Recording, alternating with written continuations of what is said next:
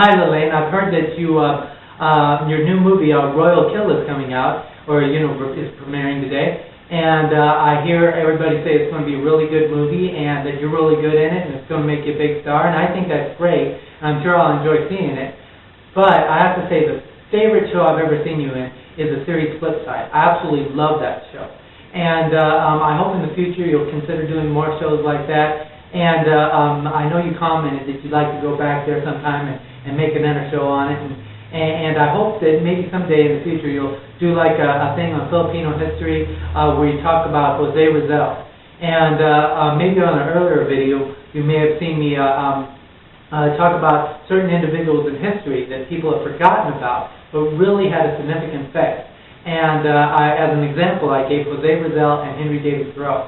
And both of these men had a lot of similarities with one another, and they both were very good writers. And in the case of Jose Rizal, he was also a martyr's hero. And I would really love to see a show on that. And I'd suggest you to do all of the reading up on them as you possibly can. And one thing I think would be a very, very good book for you to read is Henry David Thoreau's book, Walden Pond. That's an extremely good book. Henry David Thoreau, like Jose Rizal, a lot of people don't realize just how much they affected the world.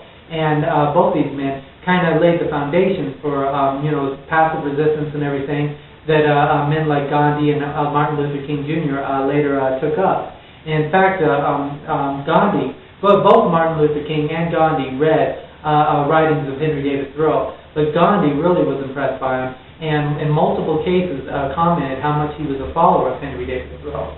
And Henry David Thoreau, he lived back in the 1800s. His mother started a women's anti-slavery coalition or something like that, and Henry David Thoreau himself spent 6 years not paying taxes as a protest against the United States mistreatment of Native Americans, the practice of slavery, and the Mexican American War. And Henry David Thoreau is kind of the originator of the concept of passive resistance and everything. And he's a very decent man. And I would say that book in particular, Walden Pond, it's a very good book to read because it just kind of tells you to focus on the important things in life, and it kind of brings serenity to your soul. And it's often used as a quote in courtrooms, and I heard somewhere that you have an interest in law, so I'm sure you'd enjoy that book. And, but yeah, I would love it if you did a show like Flipside again or something like that, because, I love things on Filipino history and everything, Filipino culture. I like Filipino food, except I've never tried balut, and I don't think I could. But I love anything on that. I love anything on history, and I would definitely love any kind of show you did on that. And I have a couple of friends that are fluent in speaking Filipino. I've tried to learn it a little bit, but I am lousy when it comes to learning other languages. I tried to learn Spanish when I was younger, and all I can remember is uno, dos, tres, cuatro, which isn't so bad because I can't count really much higher in English, so, and I also tried to learn Japanese, and I remember mushi mushi anone, which is what Japanese people say when they answer the phone. I can't remember what it means, but I do remember that. So I don't know, maybe if I just focus on one language really hard or something, maybe I'd eventually master it, but I just don't seem to be one of those people that has the talent for learning another language. But anyways, all the same, I love that series, and I wish you success and everything. But the success that I really want for you to have success in life.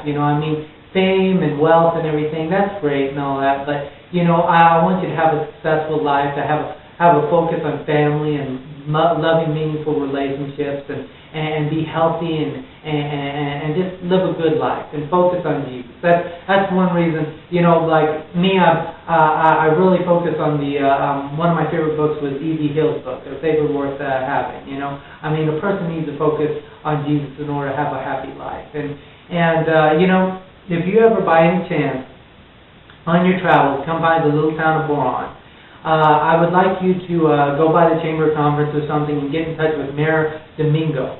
And also get in touch with his wife, Stacy. She helps out with the kids at the church I go to.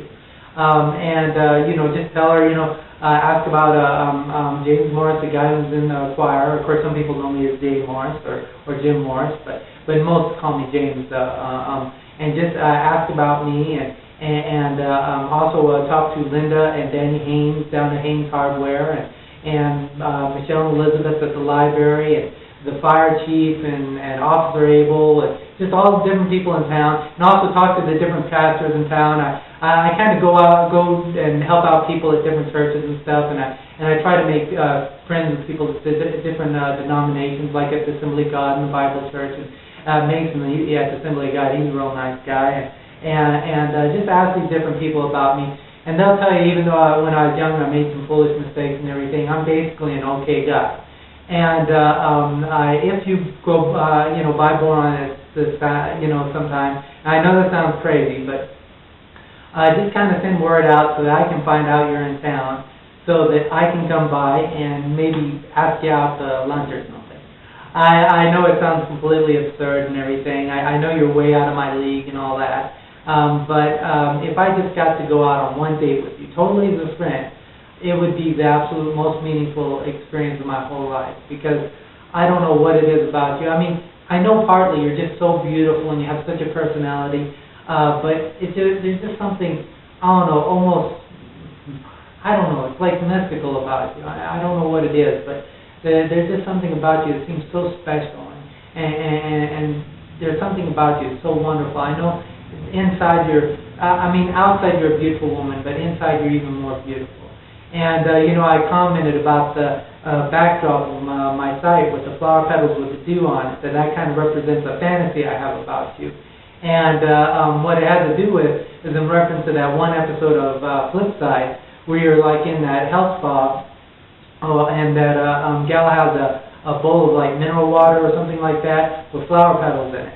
And she gives you a foot massage and back rub and everything like that. And, to tell the truth, I thought to myself, how much I would love to be like in some health spa with you and just passing the time and pampering you and staring those beautiful doe eyes of yours and just, enjoying the sun, enjoying the sunlight and just letting the world pass by. Because, that's really what matters in life, just taking it easy and having serenity and peace in one's heart, and just spending time socializing with people and that you love, your family, and meaningful friendships. And I just want to tell you, I think you're the most beautiful woman on earth, and you're just, I don't know, you're so magnificent, so beautiful. And I just want to tell you, God bless you, and hopefully maybe I'll someday be able to take you out or something. I know it sounds horrible and pitiful, but of me begging that, but you are so beautiful. God bless. Bye-bye.